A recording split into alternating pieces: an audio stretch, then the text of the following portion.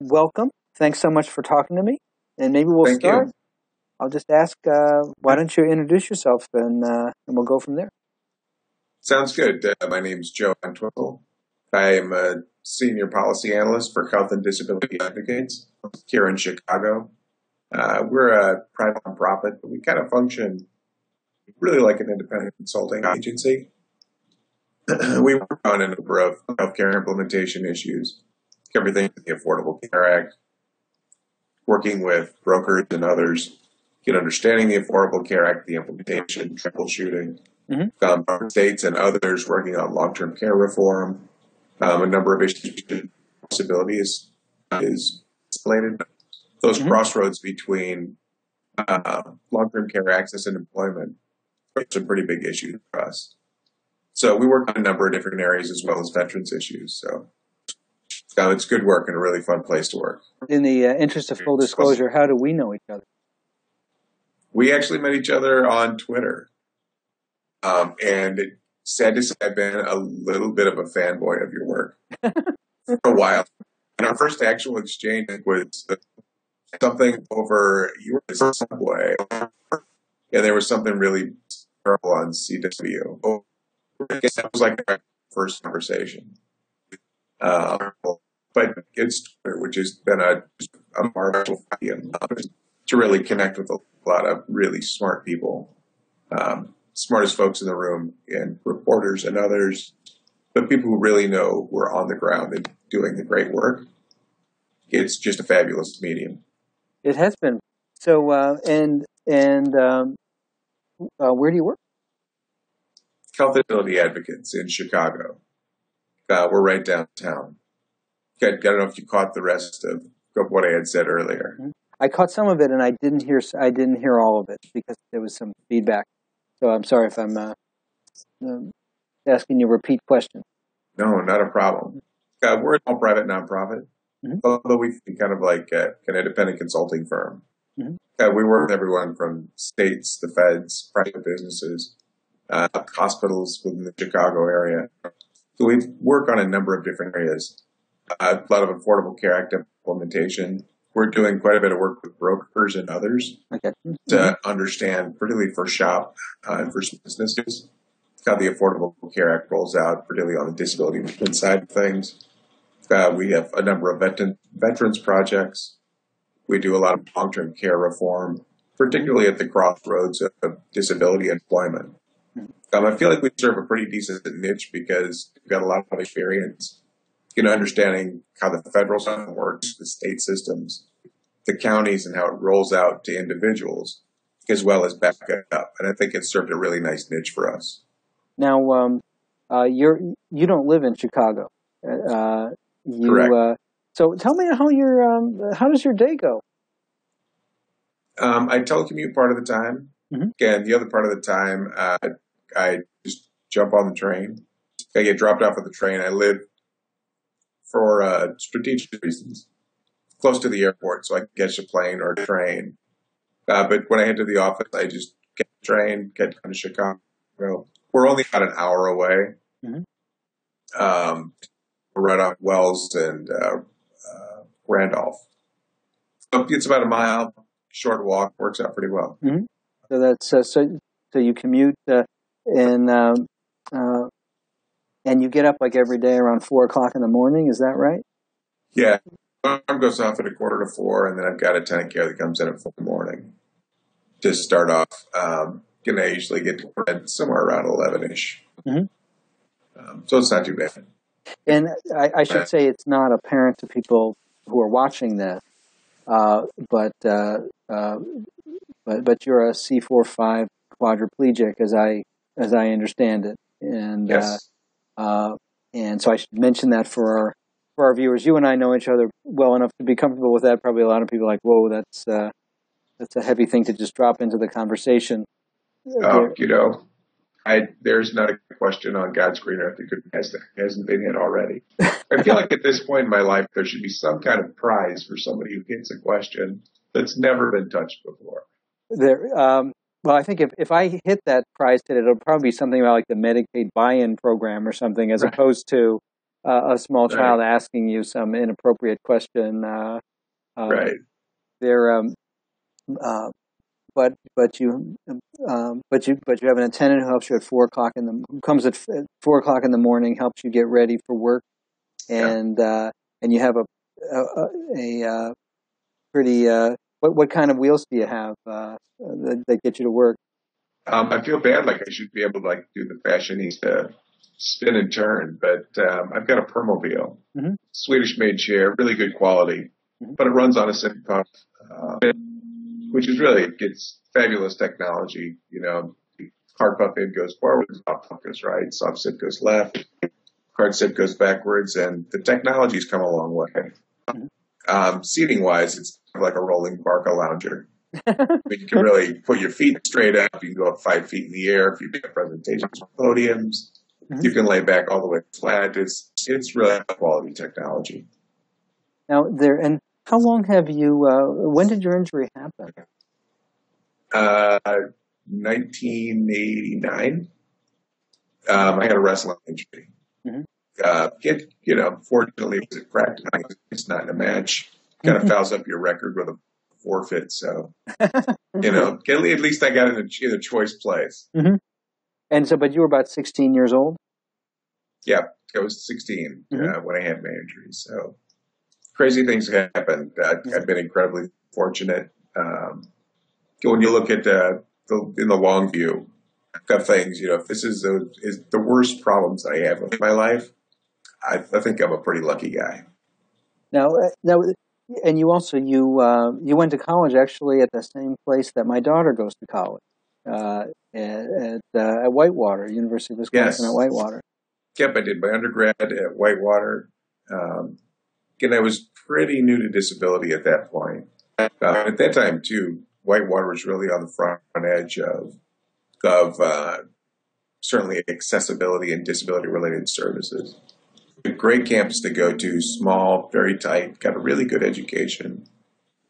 I was really happy with my experience there. Now, how do you think your experience is different? Because you've lived with a disability since you were 16, and how do you think your trajectory is different from someone who encounters the same injury when they're, say, 35 or 40? I do think there's a big difference. I mean, it really depends on where you put your focus and your work experience at that point. You're at. I mean, for me at 60, it was a matter of just understanding what's happened to you physically, and then try to get your head around, particularly in a physically dominated world. And as an athlete, for me, it's how do I kind of what I've experienced really fit in the rest of the able-bodied world. So, that mental transition and then figuring out, okay, what am I going to do with this from here forward? So I think it's different from there because you haven't set a trajectory around what kind of skills you can develop or what kind of career you're going to pursue. I mean, if you're say a carpenter, heavy laborer, and then as a high spinal cord injury when you're, say, 45 or 50, it is a much more drastic change. I think a lot of cases when it comes to just basic comfort and income ranges, when you go 40, 45 and maybe have made pretty decent income, you're used to a standard of living. And, even under the best of circumstances, it's a little different with the Affordable Care Act now. But, for me, when I had my injury, I had arguably the best insurance you could get with my federal employee. Could just take an early retirement, but had a great plan and actually had dentistry built into the plan. Ripped through and exhausted the plan in a fairly short time. So you hit the lifetime cap in your insurance? Yeah, I hit the lifetime cap soon. And how did that change your life when you actually hit that cap? Well, at that point, you realize that, I think a lot of people think there's this idea that, Medicaid is for those people. You realize that Medicaid, in particular, if you have a disability, there really is only one long-term care system. I mean, I think there's like 0.08% of the population that has long-term care, actual insurance to provide care. And it's incredibly expensive and skyrocketing, particularly with an aging population. Yeah. But outside of that, once you have an injury, and everybody's only a fall away, your only option is Medicaid. Once you deal with Medicaid, you now have all of the other eligibility program requirements. It's a program specifically for people who are medically and financially impoverished. So you have to hit those two notes. It's different now, but the definition is much more broad, but it's still the same people who have a need for actual long-term care. Now, one of the things that's striking about your story is you're a successful professional. You go to work and you have a master's degree, and you have a professional life, and yet you're still able to be on Medicaid, and you're an SSI recipient. How does that work? Well, it's one of the things, and it's part of what I started to in regard to a standard of living. Mm-hmm. Once my only option for access to health care was SSI, you got the income and asset test always for participation. My disability wasn't going to change at that point. But you've got those two pieces of it. So you're still talking about living on, it's like 762 right now on income and asset, which actually, if you're a college student, to actually have some income coming in is good. You're used to being broke at that point. So that transition to college wasn't so bad. Fortunate to have a mom who loves to bake and send your kid home with leftovers.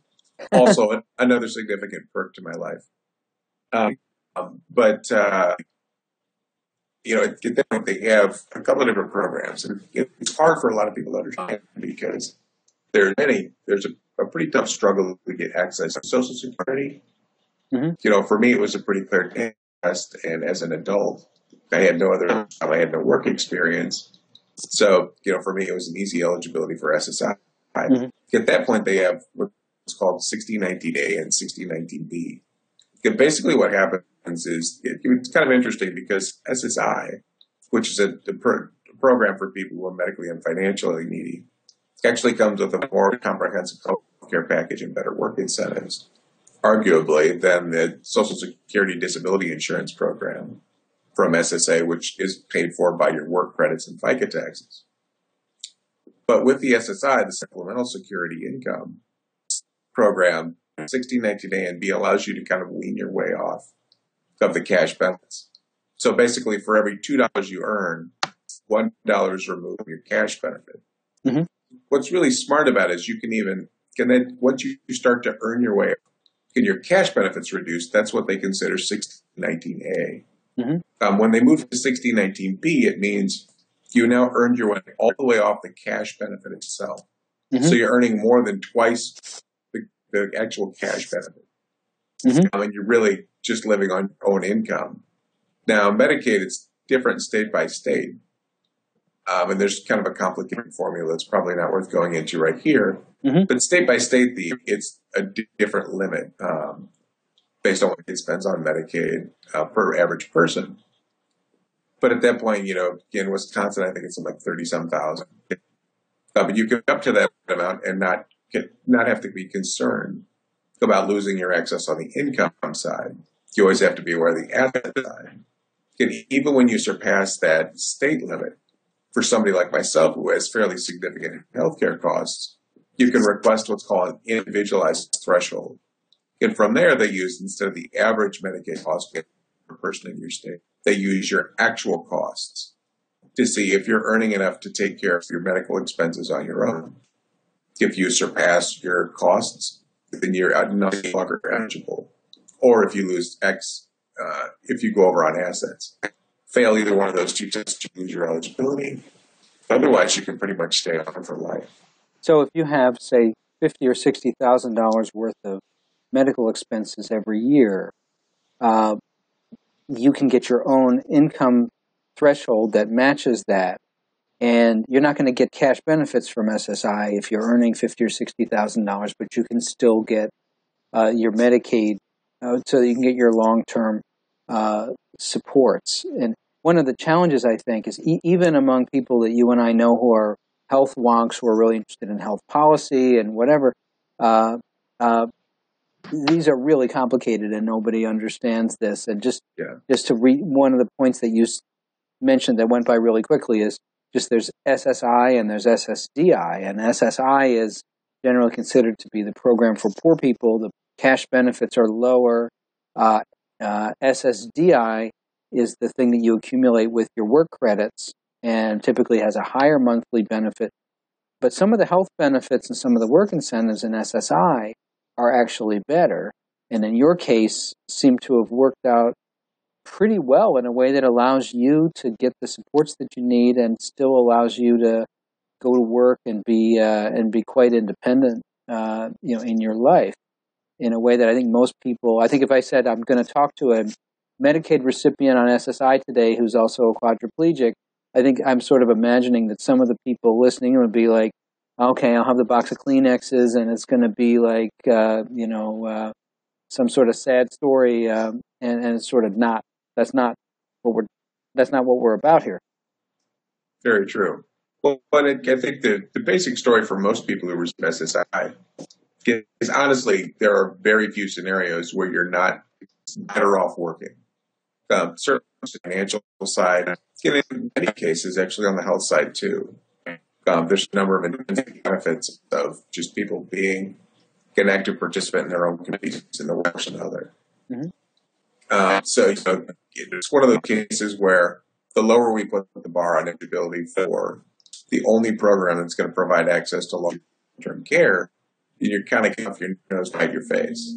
If you allow people to work their way off of cash benefit programs in exchange for self-sufficiency, people tend to be healthier, live healthier. In my case, I haven't had a cash benefit since starting. I'm sorry, you haven't had a cash benefit since when? Since I was in college and started paying. It's been a long time. And I've had private insurance since as well. So, for me, it works out great because I've got my private health policy, which comes from my employer. It covers most of my basic costs.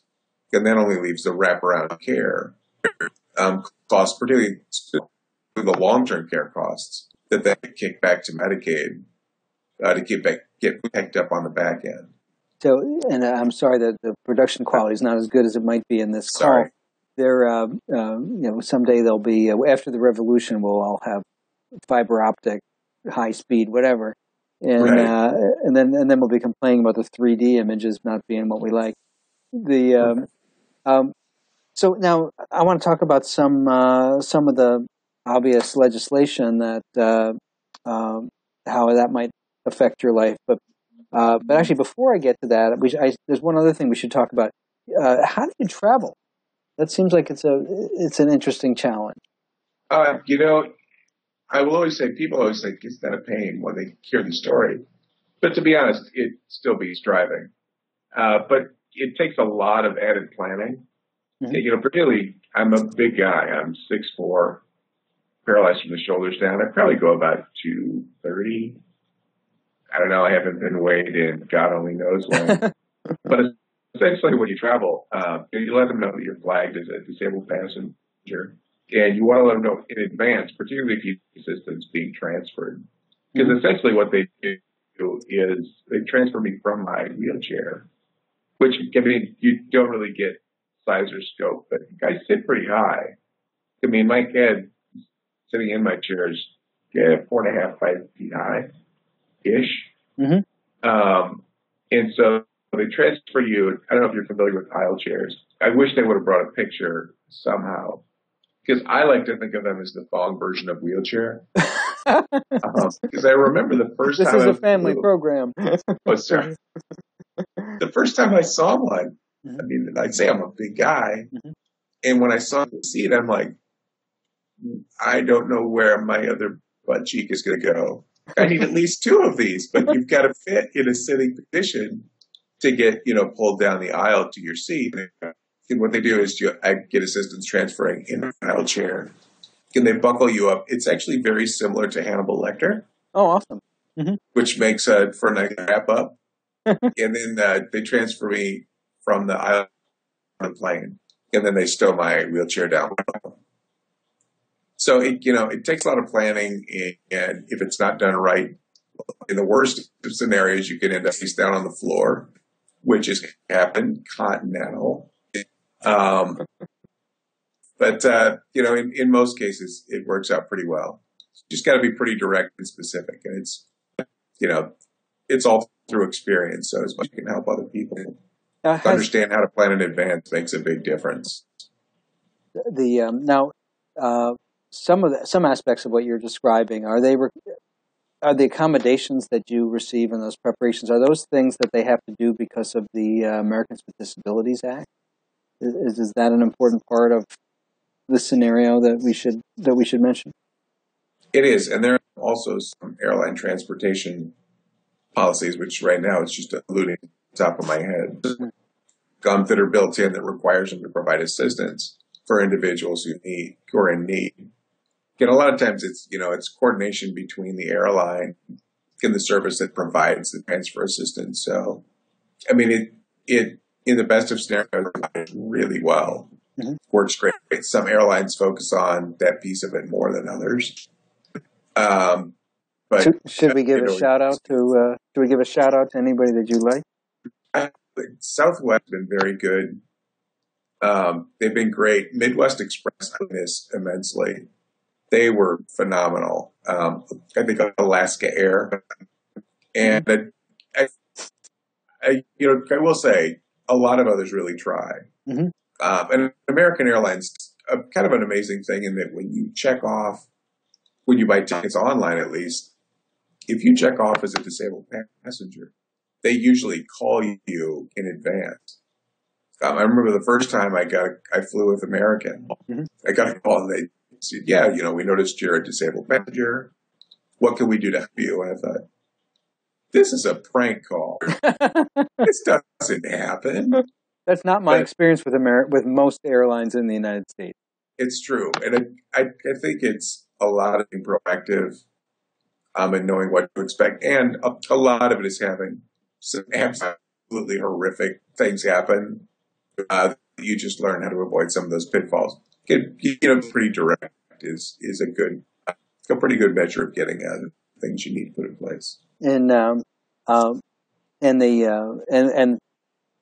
hotels work pretty well for you?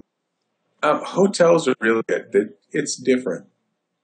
There's a lot of things you kind of have to plan around. Like for me, I use a Hoyer lift to get in and out of bed, out of my chair. So I have to either travel with a Hoyer lift, which is a lot, or else rent one in the city you land in. Mm-hmm. And the only problem with that is the Hoyer has to actually be able to fit under the bed. So when you book your room, one, make sure it's accessible. Two, it's got to have a rolling shower. Mm-hmm. Three, when it comes to the bed part, there's a lot of things that have that modular frame that goes straight to the floor. Mm-hmm. So a lot of times I've learned you can ask them, but the way to verify, you want to have them send you a digital picture of the bed to make sure there's space to fit a Hoyer lift underneath it. Mm-hmm.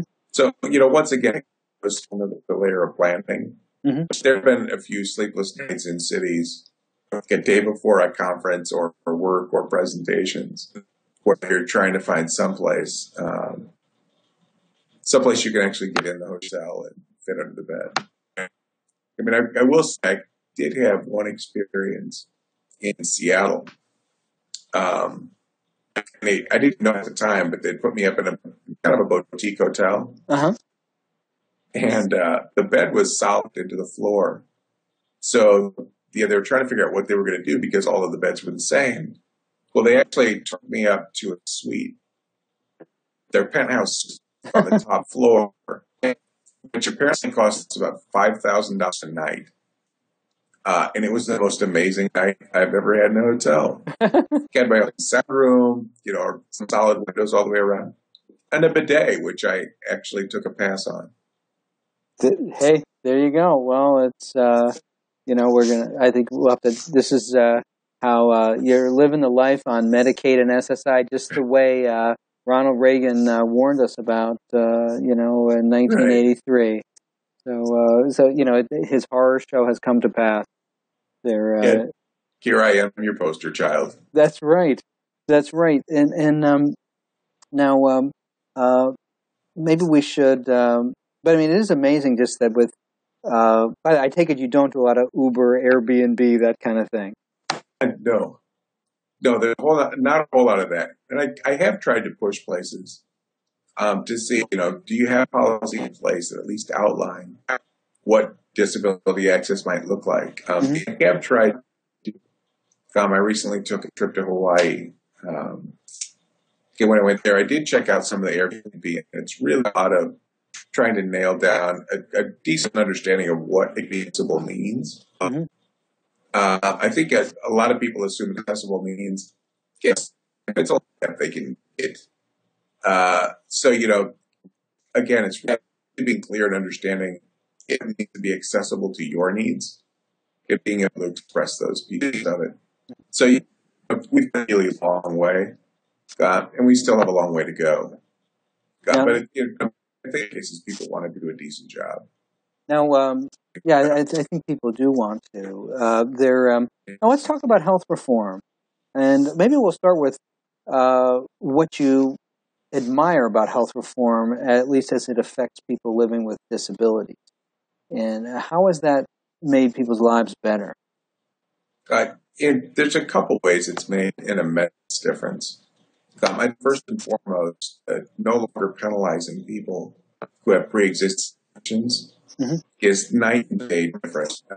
I think it's what gave us, certainly outside of the income inequality to afford insurance, it certainly made almost a second-class citizen when it came to access to health insurance. So a number of folks who maybe have one or two conditions, at which point, they were no longer eligible to even get health care without spending a ridiculous amount of money to get in. It was easy for insurance companies to hedge their bets on healthier people, could really just buy out, price out people who had the pre-existing conditions. So in that right, it's absolutely immense. And it's a lot of people who you would see who couldn't afford access to care, who continually had progressively eroding conditions because of the lack of access to care, who ended up transitioning into, Social Security or other healthcare programs because they couldn't get their needs met anywhere else. Or in a lot of cases where they just would show up in an emergency room once everything had gone to hell. So, in that way, I really respect what it's done for people with pre-existing conditions. I think over time, we're going to see a sharp turn in the people that we see transition in from behavioral health. The ability to provide coverage for kids, it still requires a parent to cover a kid.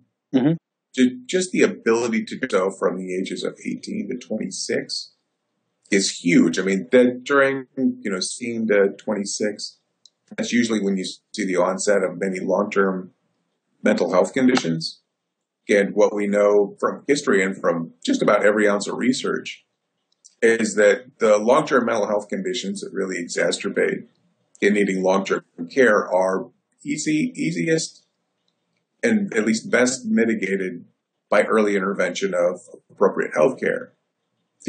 Prior to the Affordable Care Act, once you had one flare-up, you were pretty much done getting access to health care. And in order to get access to Medicaid, you had to have 2 inpatient stays for mental health care in order to become eligible. And once you've had 2 serious inpatient stays, you have really put so much disruption and really crushing mental health on people that it really exacerbated their long-term need for assistance and care. So, that piece of it, I think, is going to restore a lot of health. Really humanity to people who need behavioral medicine in healthcare. That being said, there's still a long way to go on. That piece alone is huge. People don't think of behavioral health within the disability arena very often. In fact, many people who are living with disabilities are a little uncomfortable talking about behavioral health in that context because, hey, I'm the sympathetic guy who's in a wheelchair. Why do I want to talk about the behavioral health side? And it's, of course, it needs to be talked about. And there are people with really serious needs that have to be met. So I'm glad that you brought that up. Well, I'm always a little amazed that we have a belief and understanding that somebody who has diabetes has a need for insulin, and they have a medication that has to really manage their symptoms. But when it comes to mental health, behavioral health, and others, somehow that doesn't seem to apply. We have a whole other belief system, the way we treat people who have those same kind of basic chemical needs. So, I think until we deal with that, it's going to be so much of a bigger issue. Until we really treat it as an equitable condition to really diabetes or any other health condition that has the same issues. Now, there's a lot of stuff in this sort of junk DNA of health reform that we don't talk about a whole lot that's trying to specifically deal with some disability issues. And some of them are designed to try to help people stay out of residential placements when they could be either in their own homes or they could be at least on a human scale in some sort of non-institutional setting. And how how is that going? It's going pretty well. It's slow. There are states who are doing some really good work. There's a couple of different pieces that are going on. There are essentially 6 incentive options within the Affordable Care Act, from the Money Follows the Person, Money Follows the Person, Community Choice, Community First Choice, the K waivers, I waivers, and others that really direct, again, they provide incentives for states to, again, push those funds towards individuals to transition to community care, which is huge on a number of areas. First, in outcomes and satisfaction. People tend to be a lot happier. They tend to get better access to care. And at the same time, it saves a truckload of money. Having people in institutions is often, mental health-wise, about the worst place. They can be kept, but it's incredibly expensive.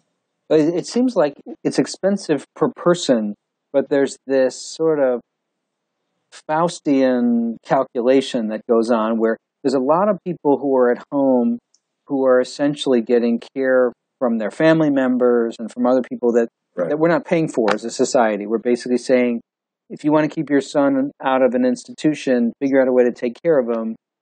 And a lot of people are going to do that because they don't want their son or daughter to be in an institution. But we're essentially, as a society, getting free labor from those people. And if we offered community care options, there's always this fear among policymakers, hey, people might actually take it. And even the people who would never go into an institution. And it seems to me that that's one of the tensions that is that policymakers think about a lot, and that kind of constrains their willingness to do more to help people out in the community. Okay. But then again, when you look at the differential costs between what they spend on people's institutions and what they could spend on community care, it's vastly different. And I think even right now, in some of the more sad stories, is when you have states like, say, Illinois, who's invested in community care for individuals, and particularly developmentally disability, where you've highlighted some really great work around the issues. Your wife, Veronica, the piece she wrote so eloquently in a response to another gentleman with less kind comments in response to some of your family's issues. That, we, even when a state has made investments in community access for care for developmental disabilities, then they get in this budget shortfall and then stop making payments on the same system supporting individuals in the where now the agencies that provide those cares are getting crushed. Yeah. And I think, there's also a big long-term game we're missing, that even when what we're seeing a lot now is parents and families who've taken care of their own family members and kids, because they age out. What happens to those when the parents pass? What happens to these kids with developmental disabilities who are now adults and really have had equal care? that are now just lost in the ether. It gets a serious issue. And so if we're not dealing with those now, they're really going to come to bite us in the end. It really says a lot about what we do in taking care of our most vulnerable citizens. It says a lot about us. Well, that's certainly my own view. I must say that it's a fight. It's because there's a lot of money at stake. People are very sympathetic, actually, but the combination of there's a lot of money at stake and it's very complicated to do this right often means that it's not done right, and we struggle with that. It's true, but I think that in cases where we look at on the corporate give out side, where we talk about investments in corporate welfare, those seem to be a much easier conversation, a much more accepting conversation, even when we're very much out spending in corporate welfare, but we are, people consider we spending in public and human welfare. There's no question about that. And then, by the way, there's one other dimension I should mention, which is the pay of the direct care workers and the work life that those folks have. And I don't know if you've been involved in those issues. It's another problem. First of all, it's one of the reasons I ended up really not moving to Chicago for work. Because part of it is that in moving into Chicago, the highest pay that they were paying caregivers was like $7.52. Again, when you're talking about trying to live in the city of Chicago, you can receive access to care at $7.52 an hour for work that is, being somewhere at 4 a.m.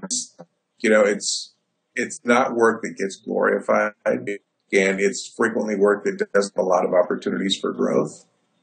So it's, the highest trending job need in America and will be for a long time with the aging population. So we kind of have this big tsunami of we're paying low wages. We're not giving those jobs the respect they deserve. We're not giving a lot of promotion and opportunity to move up in those jobs. But there are a lot of people who love those jobs, who are natural caregivers who provide fabulous quality care. Yeah. So, we've got a big tsunami that's facing us, and we're going to have to deal with it at some point. We're going to start making investments and starting to decide how we're going to deal with such issues before they run us over. By the way, one of the poignant aspects of health reform is a very large number of direct care workers are now have been traditionally uninsured themselves, and they are now getting their health care through the Affordable Care Act. And here are people who are providing health care for other people, often very difficult work. You're a 230-pound man, and by the way, there's, you're just a big guy, and I imagine that it's, that you need somebody who's pretty strong to be able to, to help you. And that those people that we pay them such low wages and don't even give them basics like health insurance is really not right. I don't know how else to say it. It always felt like a painful irony to me. You have some of these home health agencies that are large nationwide and still price their own providing health care insurance while they're essentially the backbones of hospitals, health agencies, and in a lot of cases, communities. Now, one thing we should talk about is what hasn't the ACA has a lot of shortcomings when it comes to disability. What are some things that maybe the next generation of ACA really needs to look at? I think there are a couple of issues that arise. I think, first, a big problem I see is certainly rehabilitation and rehabilitation issues. I don't know for QH. Can you just start again? I just couldn't hear what you were saying. Sorry.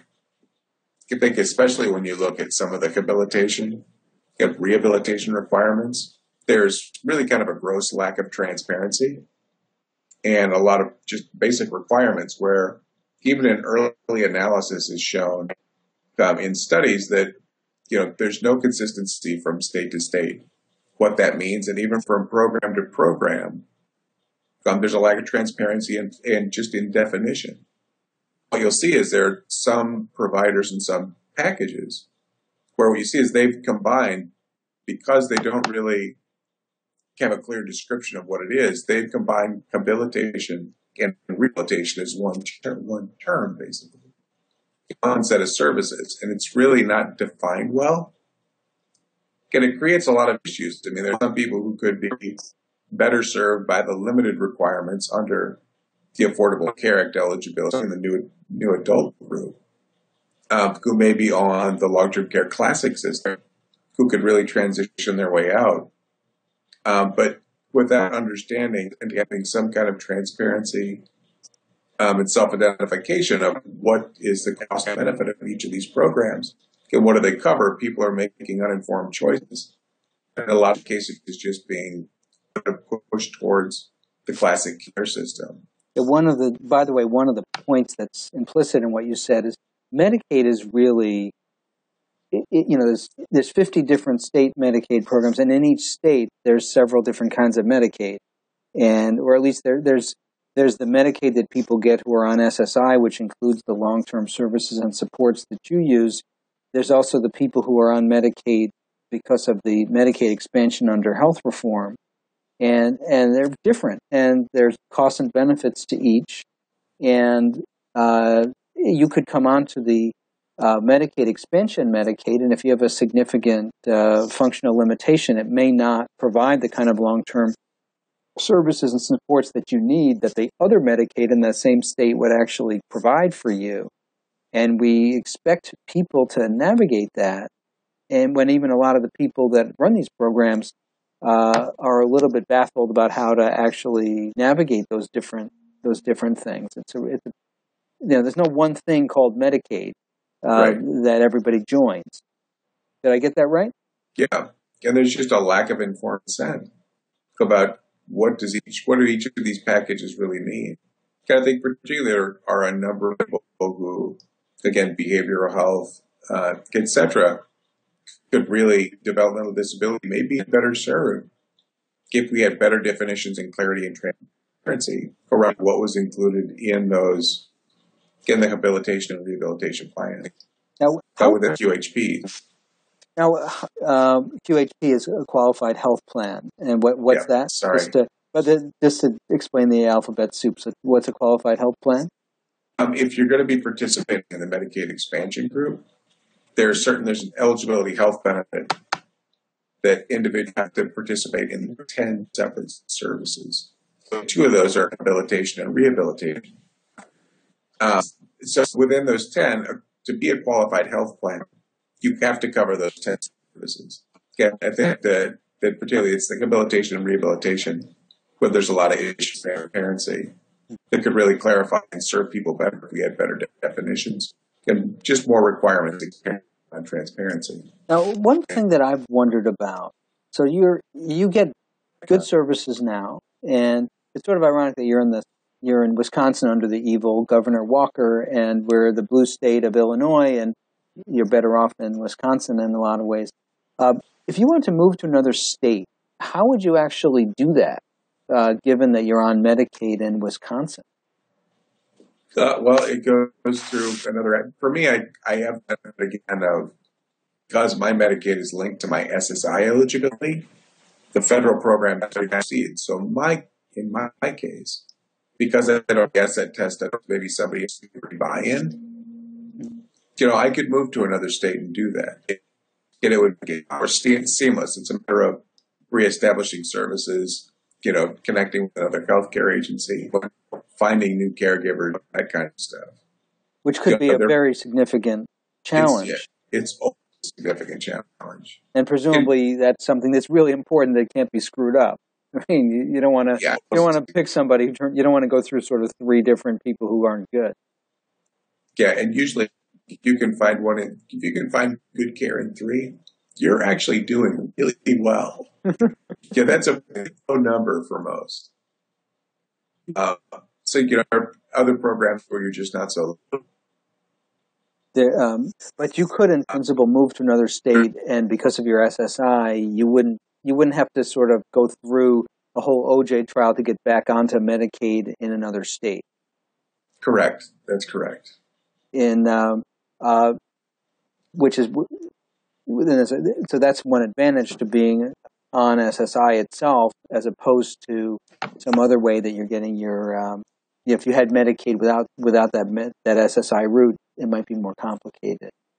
Yeah. Right. I mean, I think in particular the Medicaid buy-in programs at 56 states right now that Medicaid buy-ins across the country. Medicaid buy-ins allow them to really buy into Medicaid at a higher income and asset test than in any other previous eligibility. Mm-hmm. Some of the problems is that state administered program. Get the big joke for everyone who's dealt with the Medicaid policy. Once you've seen one Medicaid program, you've seen one Medicaid program. Yeah, it's absolutely true of the Medicaid buy-in program. You've got states like Louisiana who's gone full regressive.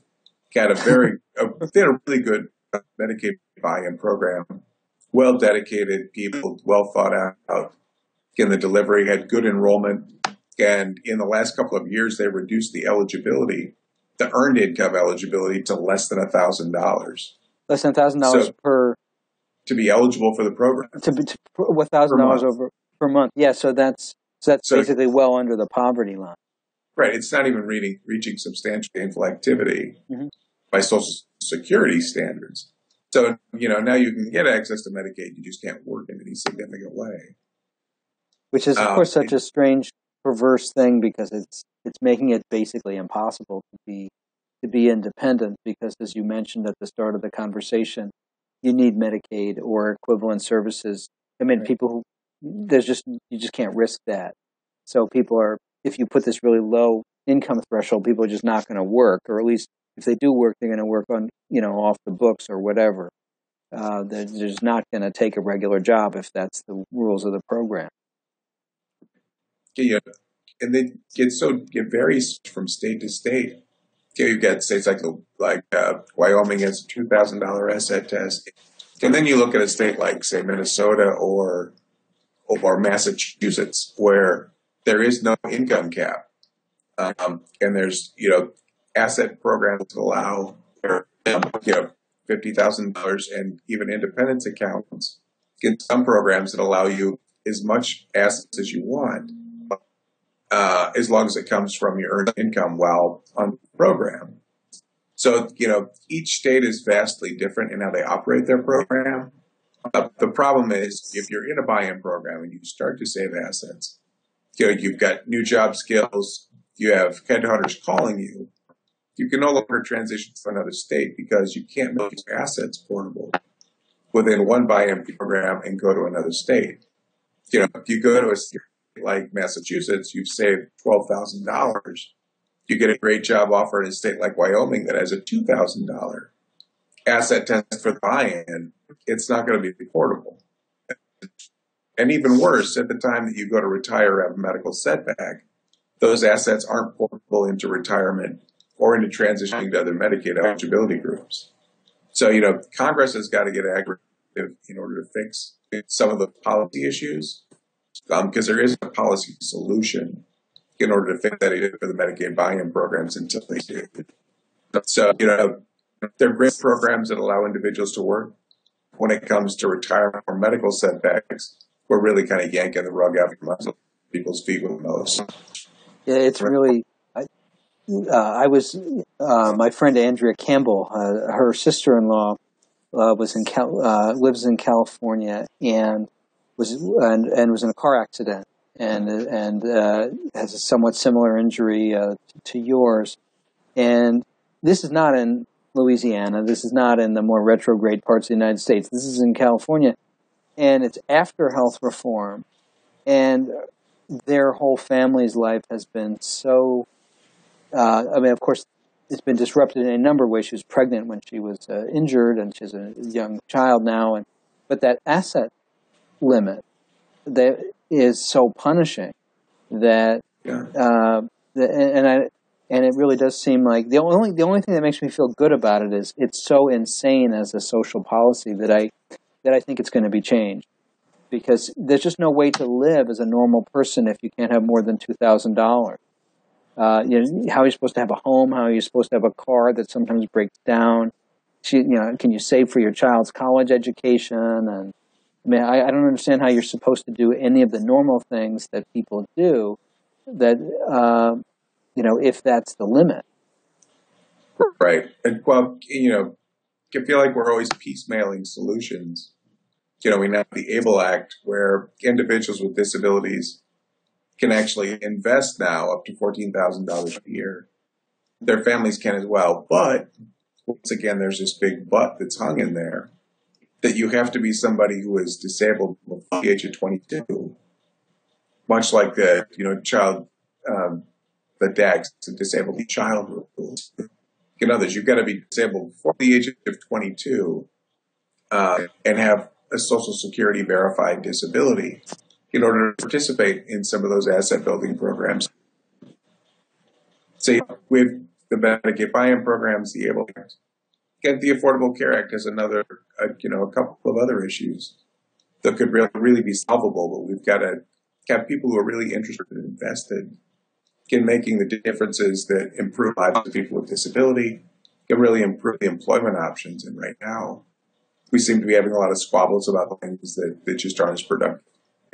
It does seem like the disability policy area, there is more goodwill across the aisle than there is on welfare type issues. And there does seem the Americans with Disabilities Act, it is amazing when you just look at the history and you see there's a bunch of Republicans involved who are quite conservative, who've been adamantly opposed to the Affordable Care Act, and then when you get to disability, much more a much more active role in trying to actually pass legislation that expands things to help people. And so it's a more hopeful picture than some other parts of American social policy. If we're doing gun control, we would really be depressed. But yes, it is. But I think that there is. But there's no question that there's a lot that's been left undone. Is there? I should say, by the way, I don't want to end on a dour note. I should say that you have some lovely children, and you have yes. and you're so fun to interact with on Twitter, and it's and you are, despite all the shortcomings of many of these programs, you're living a life that I suspect 30 or 40 years ago would have been somewhat inconceivable. Maybe I'm wrong about that, but it does seem to me that something's gone right because I look at how just how you live every day, and it's and it seems it's pretty remarkable. I always feel like life treats me better than it ever should. Mm-hmm. I don't have a complaint in the world. Being surrounded by good people, and just having access to great conversation and just an eternal thirst for knowledge. Having access to all of those things, it makes a big difference. And I like to think that a lot of that access is improving every day for people with disabilities and people without, on some of the inequality side, and just some of the access to even free education that's available over the internet. In cases of income inequality and others. Mm-hmm.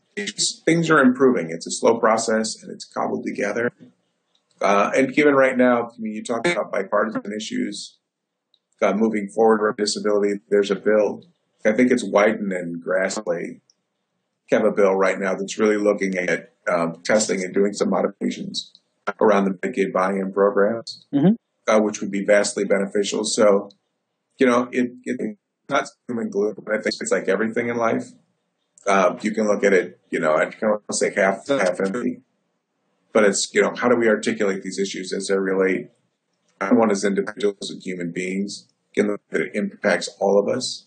And the greater we can make some of those connections to humanity and stories, I think the better we can build partnerships that really push us forward, get to some new policy areas and to a better place for everyone.